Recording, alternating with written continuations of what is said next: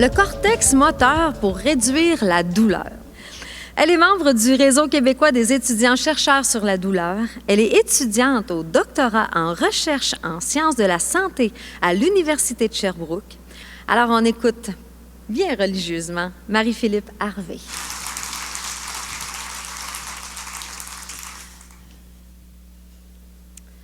Donc, vous vous êtes déjà probablement posé la question. Vous vous êtes dit, elle va nous parler de cortex moteur, de système moteur. C'est quoi tout ça? Ouf! Je suis probablement la personne la plus biaisée pour vous dire ça, mais vous allez voir que c'est un sujet passionnant. Pourquoi? Parce qu'en comprenant mieux la douleur, on peut réussir à mieux la soulager. Puis une partie de tout ça, ça passe par notre système moteur. La plupart des gens qui souffrent de douleurs chroniques ont déjà entendu la phrase que vous voyez derrière moi. C'est dans ta tête. C'est précisément cette phrase-là que j'étudie depuis le début de ma maîtrise et de mon doctorat. Je veux comprendre à quel point notre cerveau est impliqué dans la douleur qu'on ressent. Puis, cette douleur-là, peu importe où sur le corps elle se situe. Puis cette phrase-là, c'est dans ta tête, même si c'est bien choquante à entendre, elle n'est pas complètement fausse. Pourquoi? Parce qu'on sait maintenant que la douleur qu'on ressent va avoir un impact sur notre cerveau, mais aussi que c'est notre cerveau qui va nous informer qu'on est en train de ressentir de la douleur. Puis l'une des parties du cerveau qui est importante pour cette perception de douleur-là, c'est le cortex somatosensoriel. Un bien grand nom pour dire que c'est la partie de notre cerveau qui est responsable de nous informer de la sensation qu'on reçoit. Donc, c'est cette partie du cerveau-là qui va nous dire si on ressent une température, un toucher, qui va aussi nous renseigner de l'endroit de notre corps dans l'espace. C'est donc bien logique que cette partie-là du cerveau soit impliquée lorsqu'on ressent de la douleur. Mais plus récemment, on a trouvé une autre partie du cerveau qui est importante pour la douleur. Non seulement pour la ressentir, mais aussi pour la moduler. Puis cette partie-là du cerveau, c'est le cortex moteur. Le cortex moteur, son rôle, normalement, ça devrait être d'initier, de contrôler les mouvements du corps. Absolument aucun lien avec la douleur. Donc, étant donné que c'est un peu contre-intuitif, je vais vous montrer comment on a pu faire une découverte comme celle-là. L'un des exemples, c'est réalisé dans un laboratoire de Sherbrooke, où une étudiante faisait venir au laboratoire des gens qui étaient en bonne condition, donc en bonne santé, et qui n'avaient pas de douleur. Elle leur mettait sur la tête un casque rempli d'électrodes. Avec ce casque-là, on peut enregistrer l'activité du cerveau.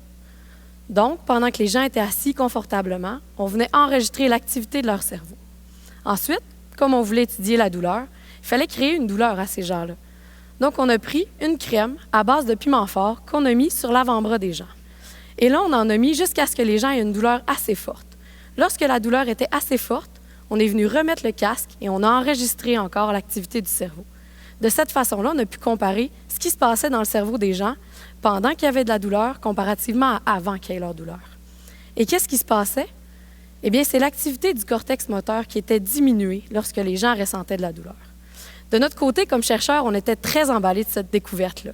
Par contre, on s'est demandé qu'est-ce que ça amène chez la population générale. Donc, dans une population clinique, chez des gens qui ont déjà mal, qu'est-ce qu'on devrait faire?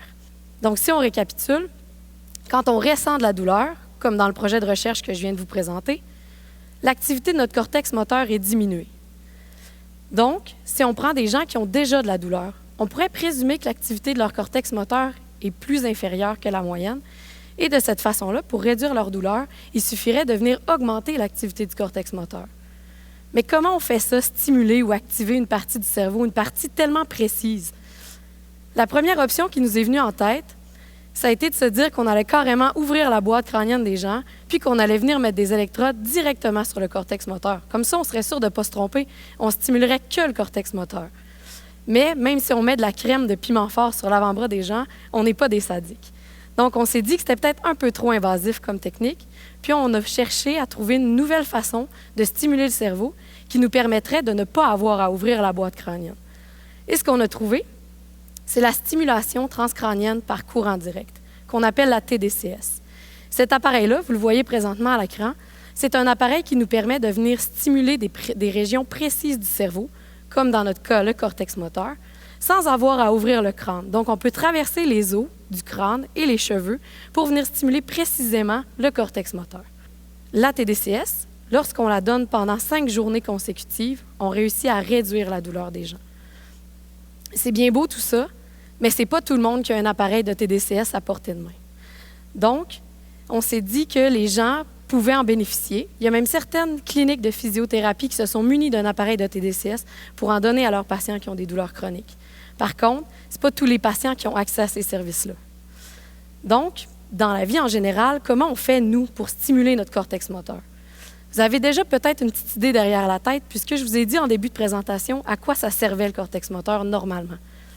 Ben oui, ça sert à activer le corps, donc à initier les mouvements, contrôler les mouvements. Donc le fait de bouger, de faire de l'exercice physique, ça nous permettrait de stimuler nous-mêmes notre cortex moteur. Puis là, je sais, faire de l'exercice physique, ça peut faire peur, surtout quand on a des douleurs importantes. D'ailleurs, jadis, quand on allait consulter notre médecin puis on lui disait qu'on avait des grosses douleurs, la recommandation, c'était de rester tranquille, d'attendre que la douleur passe avant de se remettre en action. Mais cette époque-là est révolue. On sait maintenant que le fait de bouger, ça a juste des bénéfices pour le corps humain. Puis d'ailleurs, souvenez-vous que l'objectif ici, c'est de venir stimuler votre cerveau. Donc, vous n'avez pas besoin de bouger votre partie du corps qui est douloureuse. Donc, vous pouvez éviter tous les mouvements qui vous créent de la douleur. Par exemple, si vous avez une douleur à l'épaule, il n'y a rien qui vous empêche encore d'aller marcher. Puis d'ailleurs, un autre avantage qu'on a avec les exercices physiques, c'est qu'on peut les adapter à l'intensité voulue en fonction de la personne qui les fait. Évidemment, en premier lieu, on va toujours avoir tendance à commencer avec des petites activités physiques de faible intensité, de courte durée, puis on les augmentera au fil du temps. D'ailleurs, pour certaines personnes, le simple fait de se rendre au bout de leur cours et de revenir à la porte d'entrée va être amplement suffisant pour débuter. Il y a même certaines personnes chez qui l'idée de marcher jusqu'au bout de la course, c'est impensable parce que la douleur est trop forte. Bien, chez ces personnes-là, c'est possible d'activer le cortex moteur seulement en faisant de la visualisation. Donc, en fermant les yeux, en s'imaginant en train de faire un exercice physique ou une activité physique, bien, on sera capable de venir stimuler notre cortex moteur. Puis, évidemment, plus on fait une activité d'intensité élevée et plus on va stimuler notre cortex moteur de façon importante. Mais il faut bien commencer quelque part. Donc, pour conclure, je vous dirais que oui, la douleur, c'est en partie dans la tête que ça se passe, mais pas nécessairement comme vous l'avez entendu au début de la présentation. Plutôt maintenant en sachant que quand on a de la douleur, ça va créer des changements sur notre corps puis dans notre cerveau. Puis c'est ces changements-là qu'il faut venir renverser en réussissant à stimuler notre cortex moteur. Merci.